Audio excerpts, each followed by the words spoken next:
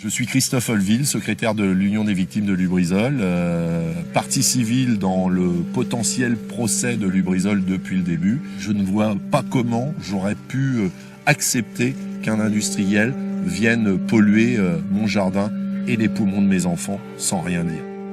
On est à 40 km de Rouen. Est-ce que vous pouvez nous raconter à quoi ça ressemblait ici le jour de l'incendie ? Malheureusement, comme beaucoup d'endroits dans le pays de Bray, Lubrizol était passé par là et surtout la pluie était passée par là avec le nuage. Et puis on s'est retrouvé avec une contamination au sol de suie noire qui était malheureusement présente un tout petit peu partout. Loin de l'usine, ils se considèrent comme les oubliés de cette catastrophe. Des ruraux qui veulent connaître les conséquences environnementales et sanitaires de cet incendie hors norme. Les analyses sur les HAP, sur les lichens, a démontré que plus on s'éloignait de l'usine, plus on avait été pollué par les HAP, des produits cancérigènes. Mais c'est pas grave, on nous a dit que c'était de la pollution historique.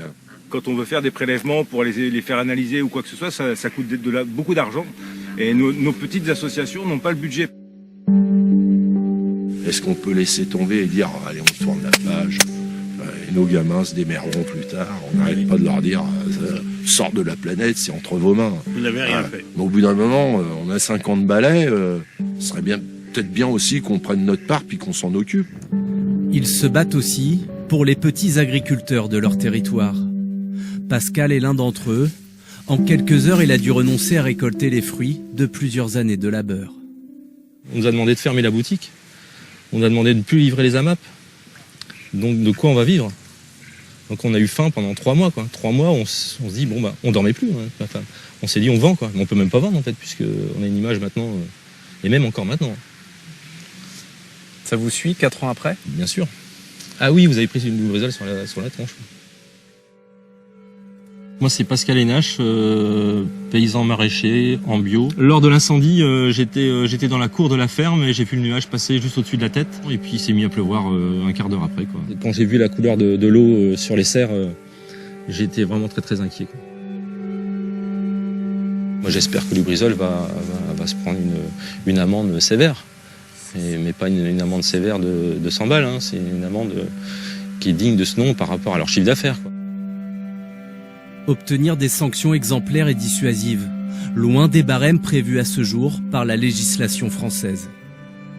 Lubrizol a payé une amende administrative, je crois que c'est début février, pour non-respect de surveillance du extincteur, ni plus ni moins, 6 000 € d'amende, 115 millions de bénéfices, 1,2 milliard de chiffre d'affaires.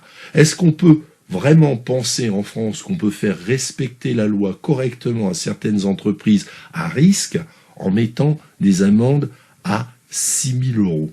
Moi, mon but, c'est d'entendre le marteau qui tombe avec la condamnation.